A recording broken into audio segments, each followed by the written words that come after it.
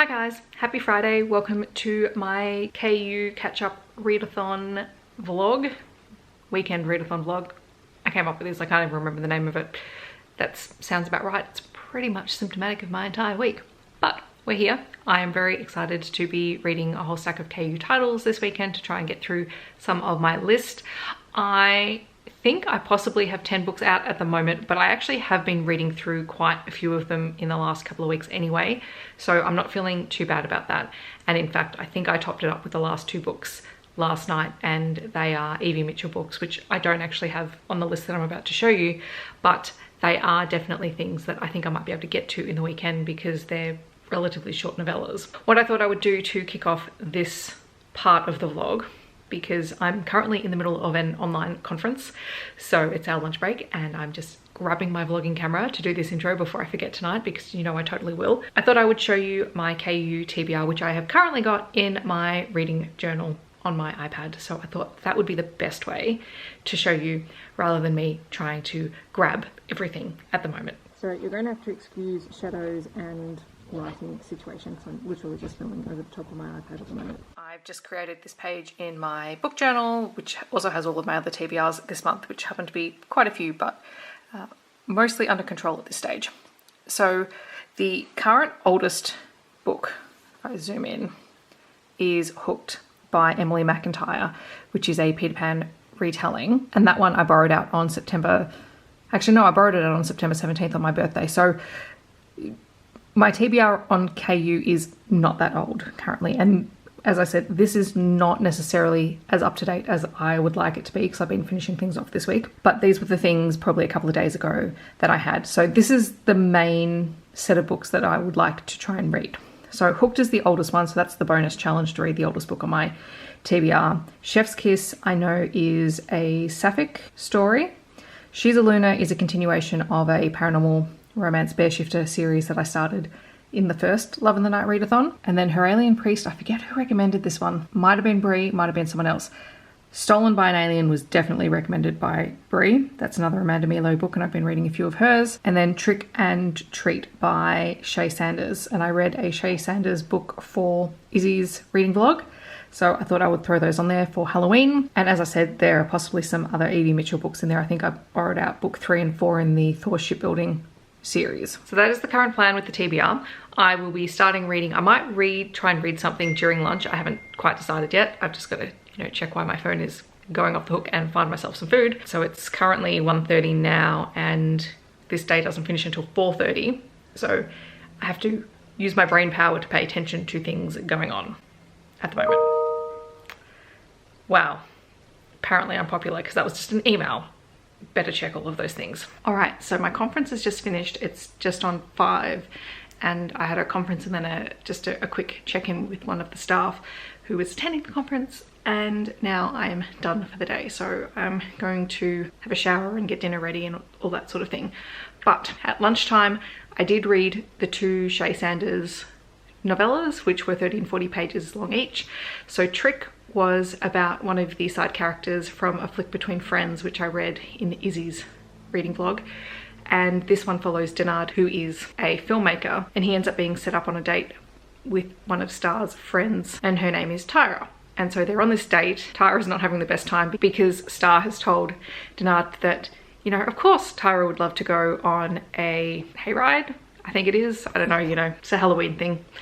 Anyway, that's totally not Tyra's thing, but both she and Denard have awesome chemistry. It is super, super steamy. It is more erotica because it's not a true HEA. It's more like a it's sort of an HFN, but just super, super steamy. Really like that one. And then Treat is a FFM menage story with a married couple who have, a fairly ordinary sex life, but Mike, the husband, has a lower sex drive than his wife, and on Halloween, to sort of surprise her and to show that he's trying to step outside of his comfort zone for her, sets up a session at a local kink club, and they have a pleasure hostess with them. And so it is the 3 of them really focusing on Dina, the wife's pleasure, and it was super steamy, but really, really great.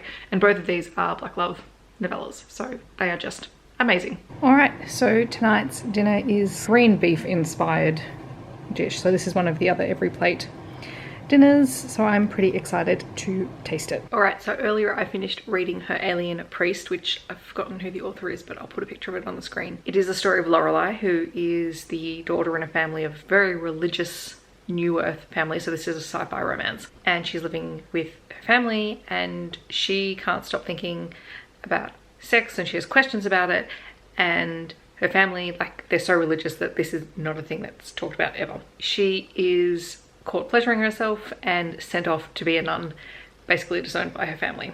And she is unintentionally dropped off at the wrong monastery. And the monastery that she's dropped off at is this very rundown monastery that has a high priest who is an alien, and he has red skin, horns, tail, fangs, etc. And he is a total cinnamon roll sweetheart character. He has taken a vow of silence and a vow of celibacy in order to try and get the funding for the monastery. He wants to be able to restore it because he believes it is of some significance, but he's not entirely sure why yet. He's still trying to find that out. It's kind of a fated mates situation sort of thing going on, and it was kind of adorable. I mean, everything happens very fast because it's only 90 pages long or something, but I really enjoyed it. And this could have been hit or miss, but it was actually just a lot of fun because he is a sweetheart and she is kind of this ray of sunshine character as well.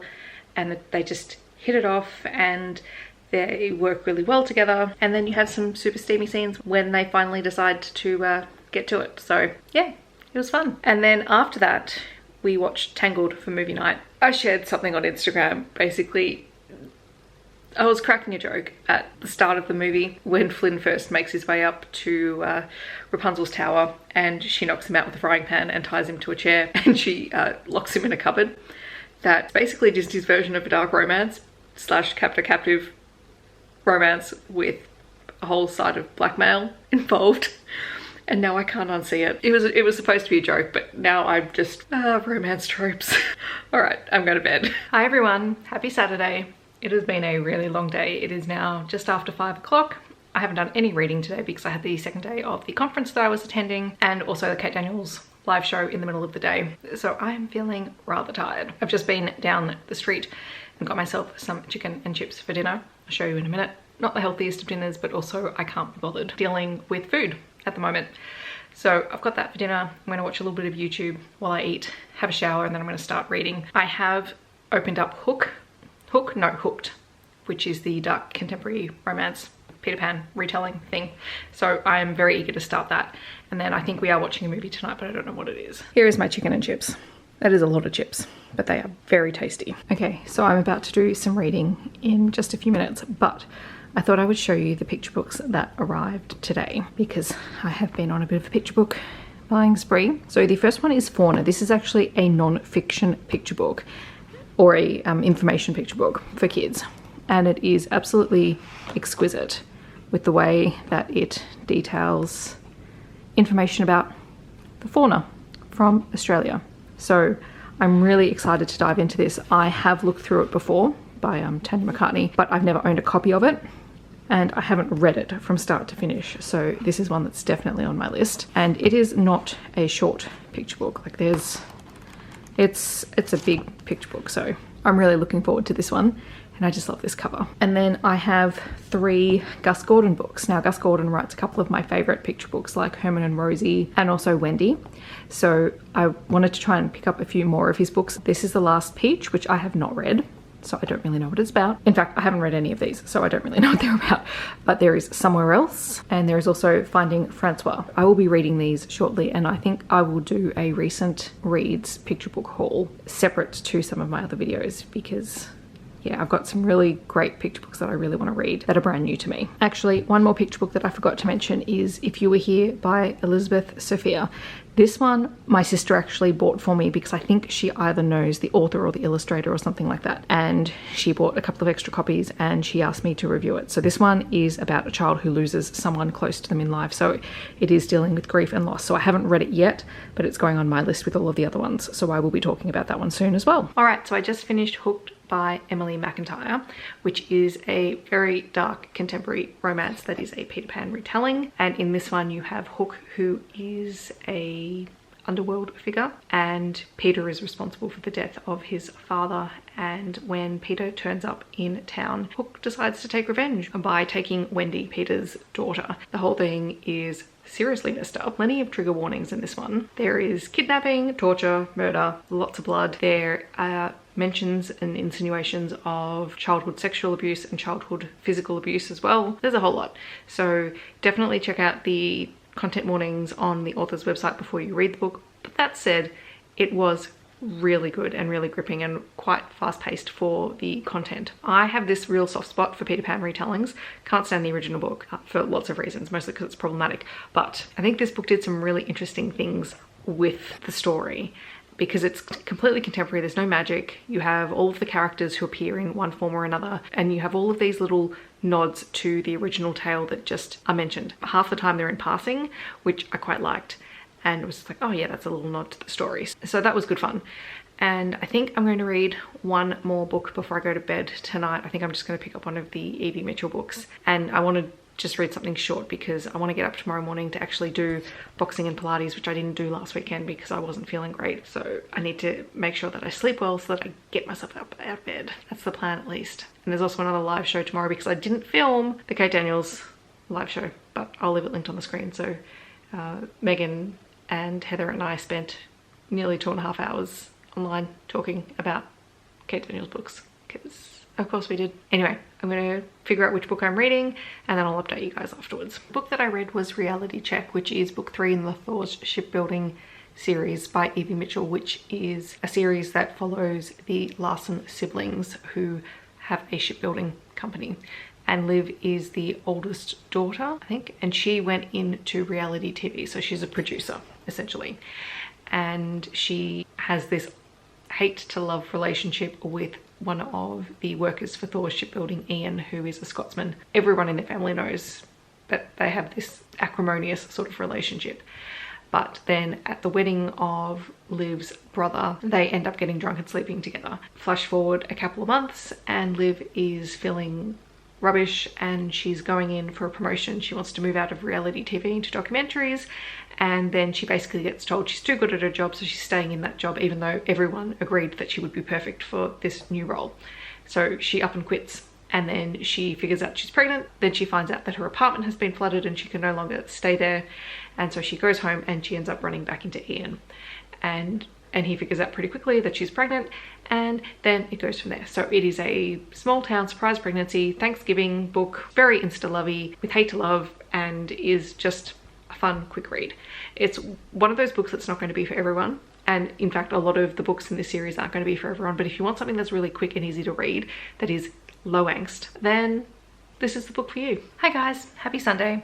I have totally forgotten to pick up the camera again today, so yeah, it's now 2 o'clock and we had our readathon reading sprints today, and I'll leave a link to that on the screen and down below in case you want to go back and check it out, because by the time we finished we spent about 25 minutes adding extra books to our TBRs, because of course we did. But I did start Chef's Kiss by, oh my gosh, Stephanie something. Anyway, it is a sapphic romance between a chef and one of the people that works for her, and I'm about 25% of the way in, but before we do that I need to do some things. I've got to edit the Books Beside My Bed video that I filmed this morning.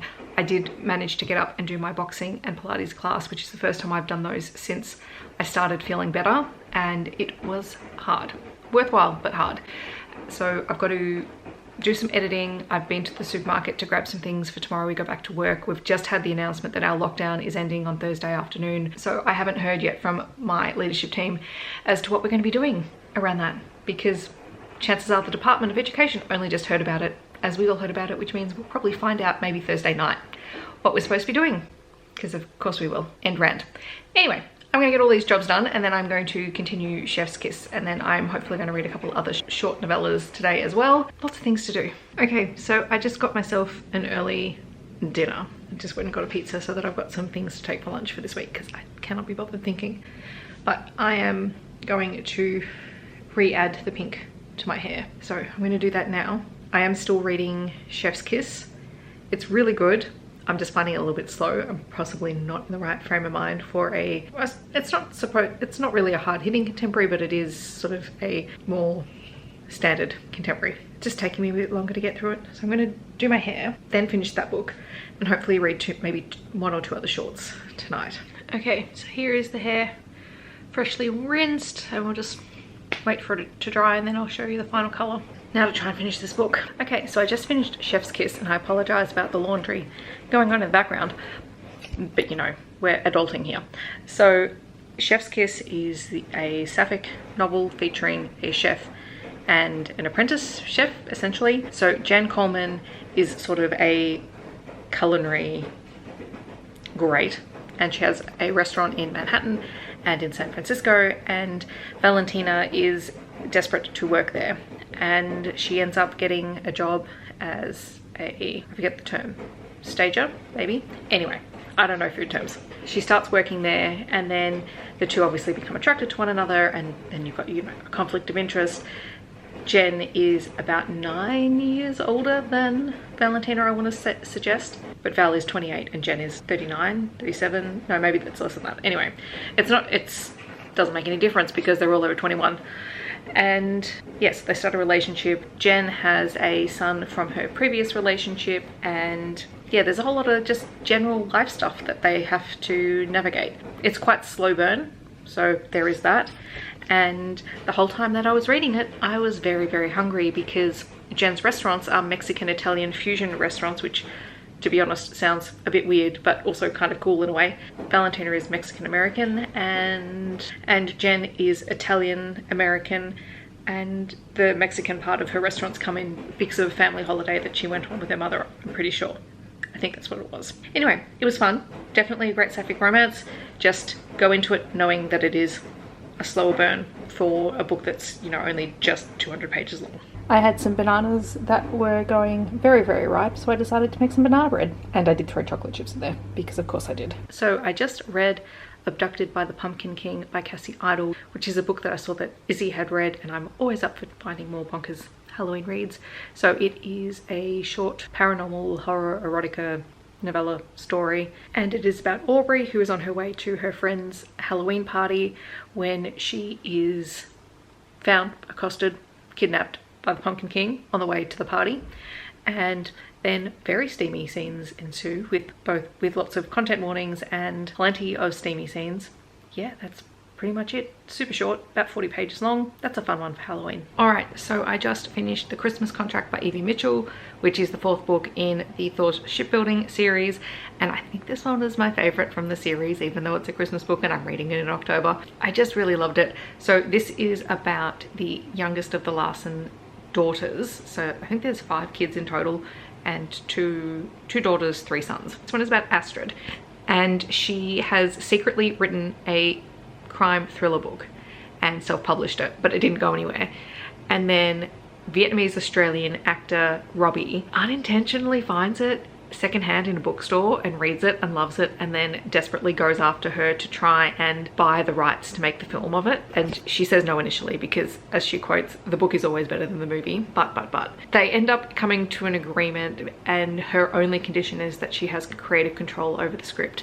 And so they end up working together and they fall in love, and it's very cute. And there's a whole subplot about ugly Christmas sweaters and the two of them trying to find the ugliest Christmas sweaters and then finding a matching one for his bodyguard, Matt, as well, which I just loved. Short, sweet, delightful, low angst. I also loved the fact that Astrid talks about how she has evil Astrid in her head who commentates on life and is basically like the serial killer in her mind that she writes about. And it's great. I think that's all I'm going to read for today. So that was 3 things. So 2 novellas and a novel. And I'll show you the banana bread, but I think I'm going to put on a movie, and I've got to catch up. There's just been a whole stack of work emails that came through, and yes, I know it is 9:15 at night, but given the announcements today around returning to work, I just want to wrap my head around some of this detail, and then I'm just going to muck around and do all my admin-y stuff, because I've got lots of video editing to do tomorrow night. Here is the banana bread. It's a little bit burnt, but you know what? I think it will be fine.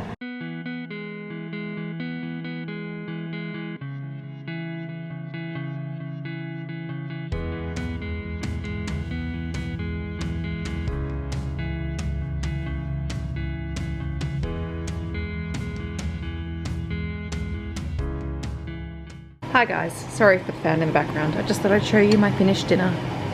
It does look very tasty and I am starving. So I have had the longest day. It's Monday and it's now 6:30 and I'm just sitting down to eat.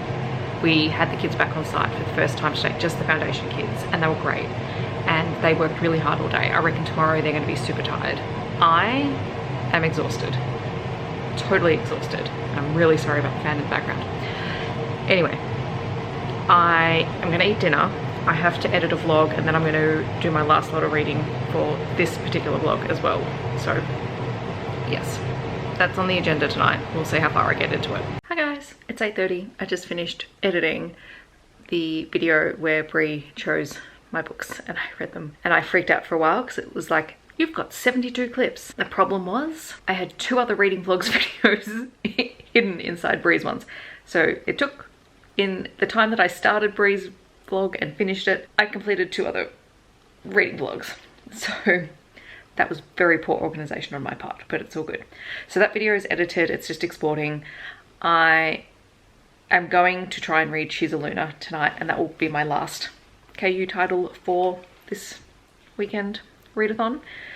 So I'm gonna get to that now. It's 172 pages, so I should be able to read that tonight. Wow, I look like a ghost.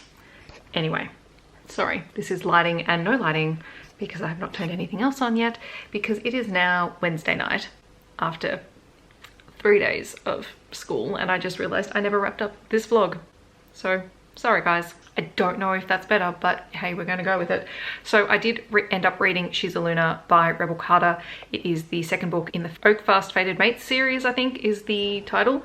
Anyway, it is about Bee, who is best friends with the heroine from the first book, I believe, and she works as a barista and she ends up meeting her fated mate, who is a wolf alpha, and his name is Pierce. He becomes obsessed with her, and as it turns out, she is a Luna, which is sort of someone who has a connection to the Fae and is very important to shifters, and being mated to a Luna is a big deal.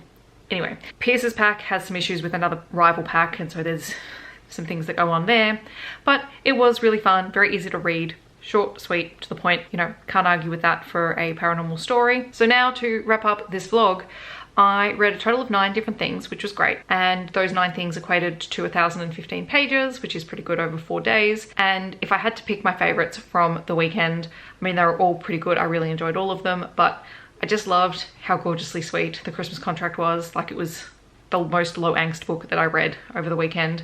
And then also Trick and Treat were just fantastic, really short contemporary Halloween stories for the season, and they were just great. So thank you for joining in the KU Catch Up Readathon if you joined in, or for just following along with those of us who were. I know that there are a few people who've been doing some reading vlogs and posting updates on Instagram. I hope that you enjoyed yourself, and I hope we're hoping to maybe do one early in December. Like, my goal would be to do the first weekend in December, to do another just 4-day KU reading sprint to sort of clear out some books before the holidays start. So if you're interested, let me know in the comments. Thank you very much to Ezra and Carrie and Megan for helping to co-host. This was good fun.